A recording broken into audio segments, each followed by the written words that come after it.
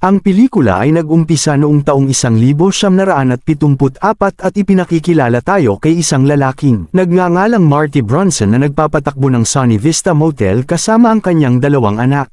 Ang 12 taong gulang na anak na babae na tinatawag na Wendy ay sobrang seryoso at maayos na nagpapatakbo ng front desk, habang ang 10 taong gulang na anak na lalaki na tinatawag na Skur ay nagtatrabaho bilang porter. Alam mo na si Skur ay magiging pang-disappointment tuwing gabi. Si Marty ay laging nagkukwento sa kanila ng mga bedtime stories kahit na magaling siyang hotelier at host. Tila masama siyang negosyante dahil sa matinding problema sa pera at halos mabangkarote. Bilang resulta, napilitan siyang ibenta ang motel kay Barry Nottingham, ang CEO at founder ng hotel chain na Nottingham Hotels. Bago ang pagtutuos ng deal, itinakda ni Marty na si Skur ang magpapatuloy sa negosyo pagtanda niya. Isang kondisyon na pumayag si Barry.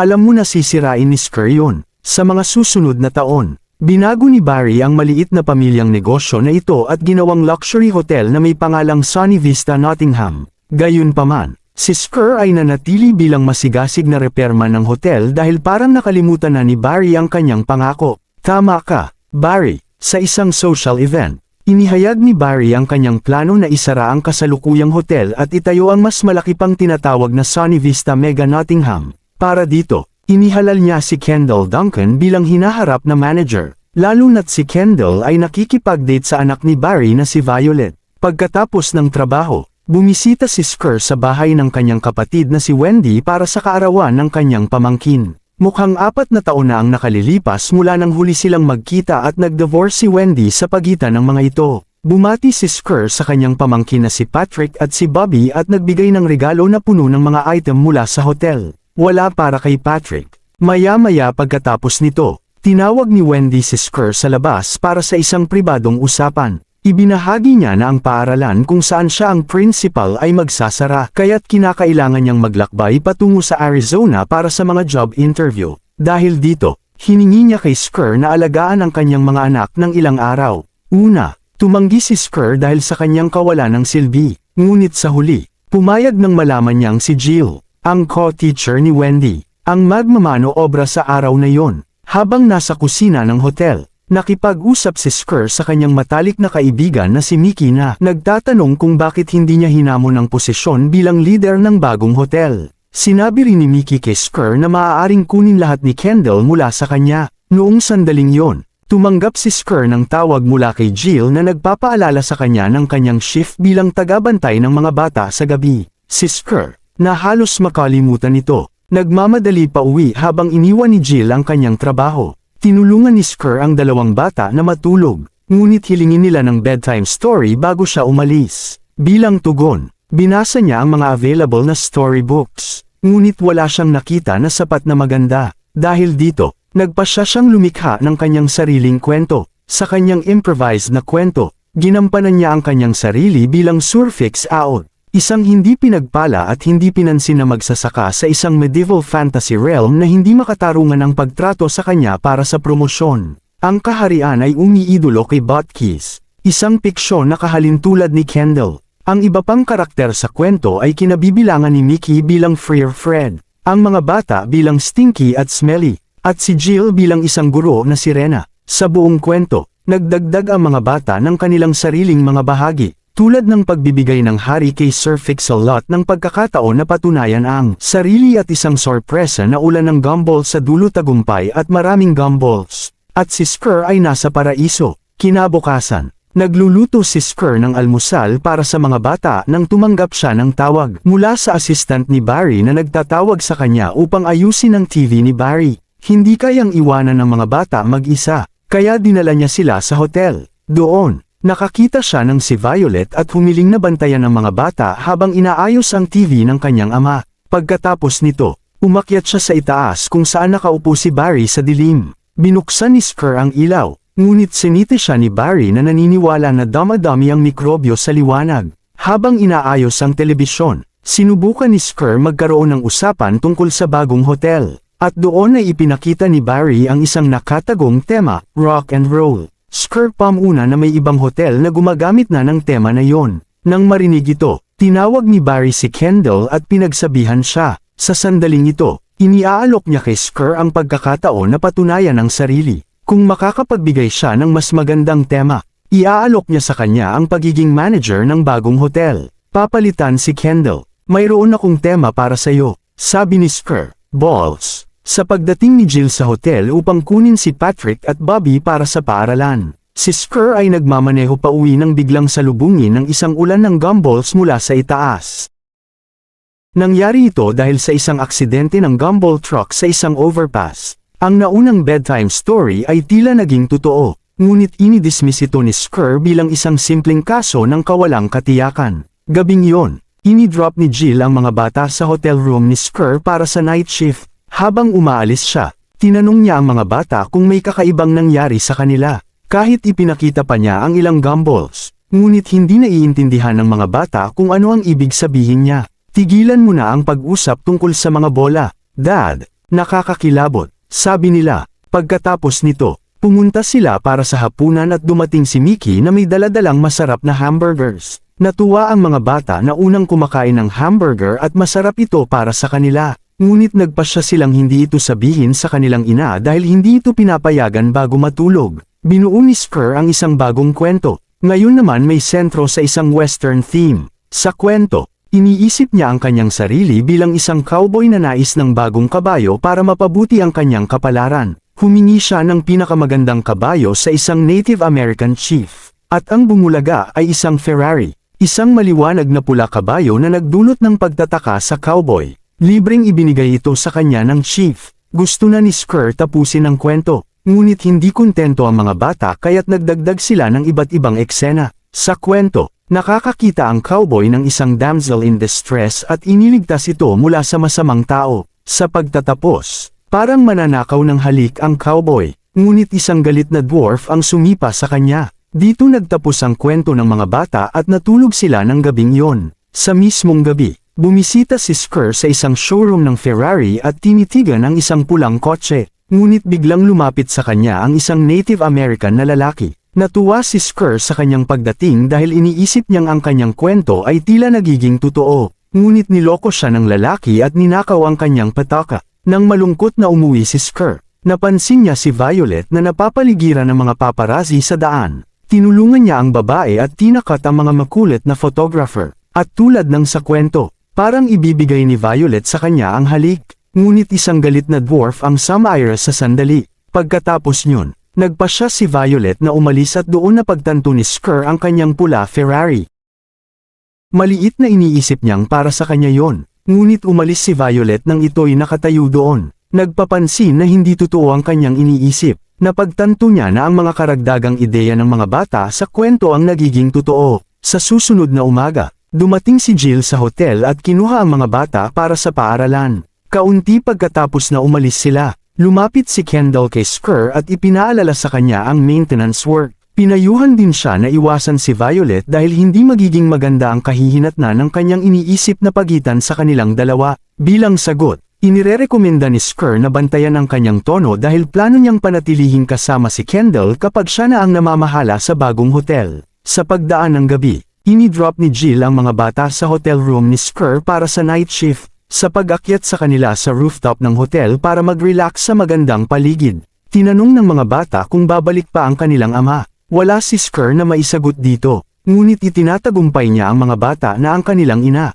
si Jill, at siya ay laging nariyan para sa kanila. Ito'y nagpapangiti sa mga bata, at umalis si Jill matapos magbigay ng magandang gabi. Kapag oras na para sa bedtime stories, sinusubukan ni Skrr ang mga bata na interesuhin sa hotel theme contest. Ngunit mas interesado ang mga ito sa romance at action. Bilang resulta, nagsimula si Skrr ng isang kwento kung saan iniisip niya ang kanyang sarili bilang isang mapusong chariot riding stuntman sa sinaunang Greece. Pagkatapos ng ilang kahangahangang stunt sa Grand Arena, nanalo siya ng isang date sa pinakamagandang dilag sa lupain. Sumali si Bobby sa kwento. Idinagdag ang eksena kung saan ang stuntman at ang maiden ay pumupunta sa isang restaurant kung saan naiinggit ang mga babae sa kanyang kagandahan. Idinagdag pa ni Patrick sa kwento kung paano hinahanap ng dalawang karakter ang isang unconscious na lalaki na naanod sa baybayin. Iniligtas ng stuntman ang buhay ng lalaki tulad ng ginawa niya sa kwento. At bigla'y umulan.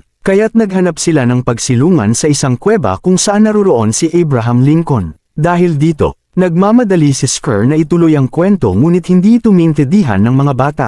O sige, mga bata, bumalik tayo sa bahagi kung saan kinikis ko ang mga chicks, sabi ni Skrr. Ngunit in-ignore siya ng mga bata at natulog. Kinabukasan, naroon si Skrr sa beach nang tumawag si Violet. Sa simula, iniisip niyang siya ang pinakamagandang dilag mula sa kwento, ngunit napatunayan niyang mali ito nang sabihin ni Violet na aalis na ito papuntang Vegas. Sa sandaling yon, aksidente siyang nakabangga si Jill na naglalakad sa tabi ng beach pagkatapos ihatid ang mga bata sa paaralan. Iniimbitahan siya ni Jill na sumama sa kanya para sa tanghalian, at pumunta sila sa isang restaurant. Katulad ng sa kwento, nakatagpo sila ng isang grupo ng mga babae na humahanga sa kagandahan ni Jill. Pagkatapos nito, naglakad sina Skrr at Jill sa beach at napadpad sa isang unconscious na lalaki. Tinulungan ni Skrr ang lalaki sa paraang kagaya ng ginawa niya sa kwento, at bigla'y umulan kaya't naghahanap sila ng pagsilungan sa ilalim ng isang dock. Sa puntong ito, napagtanto ni Skrr na si Jill ang pinakamagandang dilag, at nahulog siya sa pag-ibig sa kanya.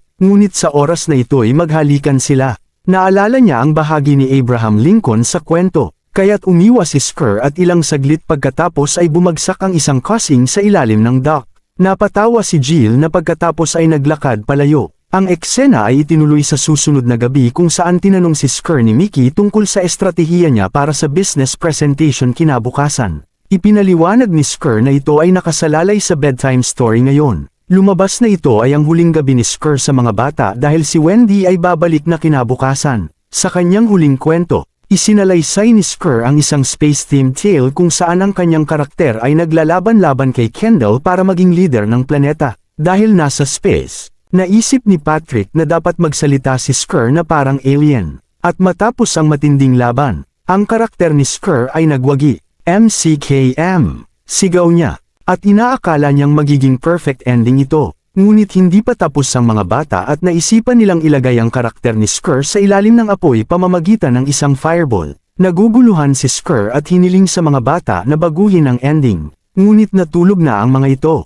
Kinabukasan, bumisita si Kendall sa paaralan ni Wendy at nakipag-usap kay Jill tungkol sa masamang balita. Inihayag niya na isasara na ang kanilang paaralan dahil ito ay sa mismong lokasyon kung saan itatayo ang Sunny Vista Mega Nottingham. Malinaw na naapektuhan si Jill dito, ngunit wala siyang magagawa. Sa huli, dumiretso si Skrr sa birthday party ni Barry kung saan ipapakita niya ang kanyang bagong tema. Ngunit bago siya makarating doon, huminto muna siya sa isang convenience store at bumili ng ilang bagay na makakatulong sa kanya para hindi magliyab. Pagdating sa tirahan ni Barry, nalaman ni Skrr na ang party ay may temang Hawaiian at puno ng apoy. Dahil dito, nagpasya siyang maging extraing maingat pagdating sa sunog. Makalipas ang ilang saglit, kumakain si Skrr ng ice cream na hindi alam na may bubuyog ito. Bilang resulta, kinagat siya ng bubuyog sa dila, na nagbigay daan para maging mahirap ang pag-uusap niya. Pagkatapos, nagsimula ang presentasyon at unang nagsalita si Kendall upang ipresenta ang kanyang bagong tema na Broadway.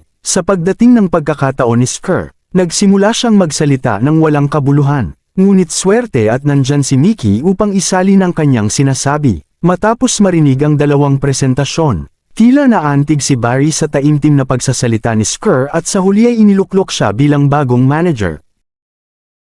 Sa kalaunan, lumapit si Kendall kay Skrr at pinuri ang kanyang tapang na patagilidin ang paaralan ng kanyang pamangkin para sa hotel. Labis na nagulat si Skrr nang marinig ito at lumapit kay Barry upang kausapin siya. Ngunit binaliwala siya ng matanda habang nag-aawitan ang lahat ng kumakanta ng kantang kaarawan. Makalipas ang sandaling iyon, dumating ang cake at habang sinisindi ni Barry ang mga sparklers, nagiging paranoid si Skrr sa sunog kaya't biglang nagtapon ng fire extinguisher sa cake ni Barry. Ito ay nagdulot ng galit kay Barry na siyang nagtanggal sa kanya mula sa hotel. Sa wakas, na-realize ni Skrr na ito pala ang tinutukoy ng mga bata sa kwento. Kinabukasan, pumunta si Skrr upang makipag-usap kay Jill sa paaralan upang linawin na wala siyang kaalaman sa lokasyon ng hotel. Ngunit sinabihan siya ni Jill na huwag na siyang magbigay ng anuman na palusot at umalis. Sa kanyang lugar, malungkot na mukha si Skrr nang pumasok si Wendy. Galit din siya, hindi dahil sa pagsasara ng paaralan,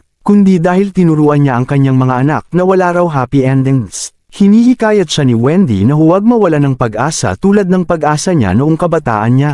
Pagkatapos umalis ni Wendy, na-realize niya na kailangan niyang gawin ang isang bagay na hindi inaasahan para baguhin ang lahat. Sa susunod na eksena, dumating si Barry sa tanggapan ng zone ng commissioner kasama si Jill na sumusunod sa kanya at nananawagan na baguhin ang kanyang desisyon. Samantalang sa paaralan, si Kendall ay nag-aayos na para sa demolisyon nito. Pumasok si Barry sa tanggapan ng komisyoner at natuklasan na si Skur ang naruroon na nakumbinsi ang komisyoner na pigilan ang demolisyon ng paaralan.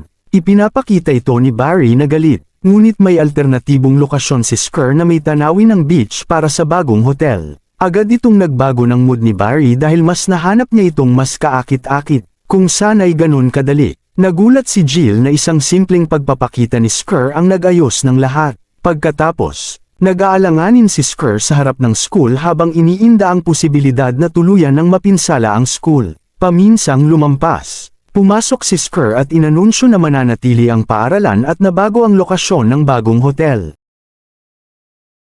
Ito'y nagdulot ng kasiyahan sa lahat maliban kay Kendall. Sa lahat ng bagay ay nasa tamang lugar na. Nagkaroon na ng isang makamundong halik sina Skur at Jill. Pagkatapos ng pangyayari, nagpakasal si Skur kay Jill at nagbukas ng isang motel na may pangalan na iginigiit na parang sa kanyang ama. At si Kendall ay na-relegate bilang staff ng motel. Sa kabilang banda, nag-asawa naman si Violet kay Mickey at pagsamahang pinamumunuan ang negosyong iniwan ni Barry. Mag-subscribe para sa karagdagang mga video tulad nito. I-on ang notification. At i-like para makatulong sa channel. Salamat sa panunood.